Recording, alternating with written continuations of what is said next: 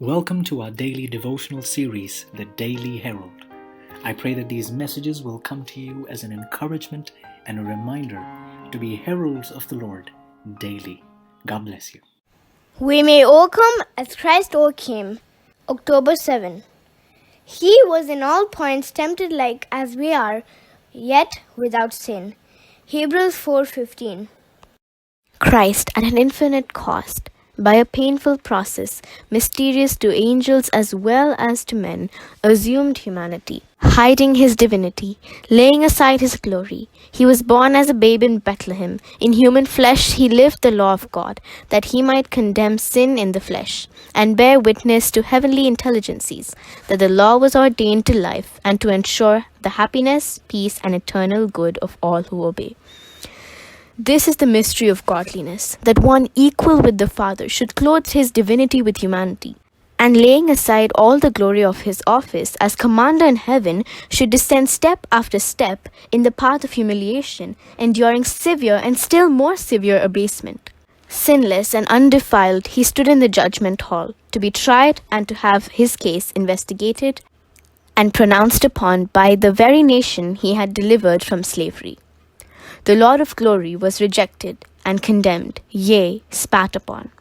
With contempt for what they regarded as his pretentious claims, men smote him in the face. Pilate pronounced Christ innocent, declaring that he found no fault in him. Yet, to please the Jews, he condemned him to be scourged and then delivered him up, bruised and bleeding, to suffer the cruel death of crucifixion. The majesty of heaven was led as a lamb to the slaughter, and amid scoffing and jeers, ridicule and false accusation, he was nailed to the cross.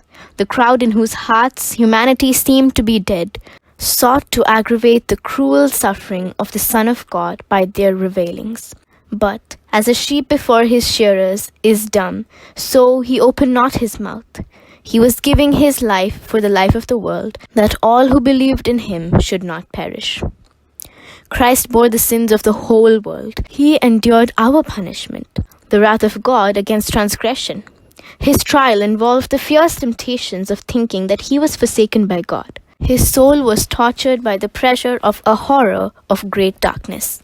He could not have been tempted in all points like as man is tempted, had there been no possibility of his failing. He was a free agent, placed on probation, as was Adam and as is man.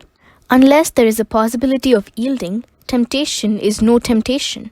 Temptation comes and is resisted when man is powerfully influenced to do a wrong action, and knowing that he cannot do it, resists by faith with a firm hold upon divine power.